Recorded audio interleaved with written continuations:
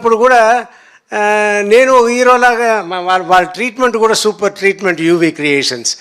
నేను ఒక హీరోలాగానే వెళ్ళాను, హీరోలాగానే వచ్చాను, ఆయనను ఒక హీరోలాగానే నన్ను చూసుకున్నారు.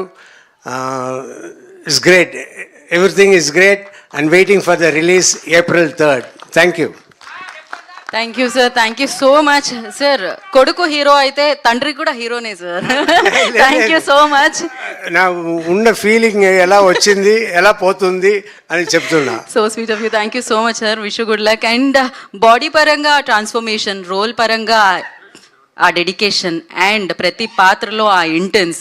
సో శర్వా ప్రస్థానం నుంచి, సో రన్ రాధా రన్ నుంచి నారి నారి నడుమ మురారి వరకు శర్వా వారే వా అంటూనే ఉంటారు మీరు ఎప్పుడు కనిపించినా.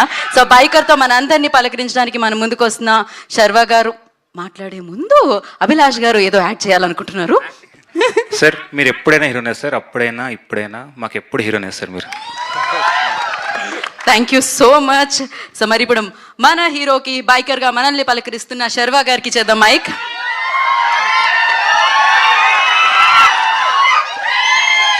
Hello hello, what boys.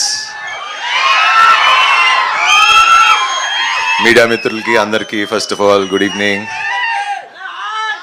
Sir మొన్న ప్రభాస్ అన్న చెప్పాడు,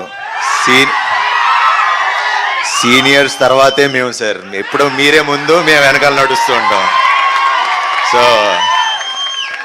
మీ పైగా ఏ మాత్రం జలసే లేదు నాకు.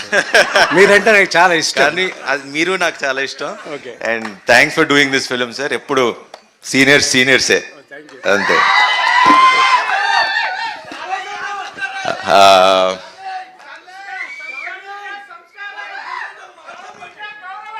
అంతే అంతే అంతే మాట్లాడి.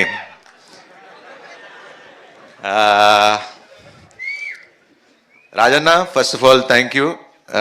ఇందాక మీరు చెప్పింది 200% రైట్ అన్న.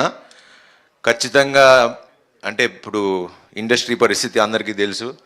అండ్ ఇలా స్క్రిప్టులు రాంచి వాళ్ళు వర్క్ చేసి ప్రతిరోజు ప్రొడ్యూసర్ సినిమా సెట్లో ఉండి దగ్గరుండి చూసుకుంటే ప్రొడక్షన్లు పెరగవు, మంచి సినిమాలు తీయగలరు.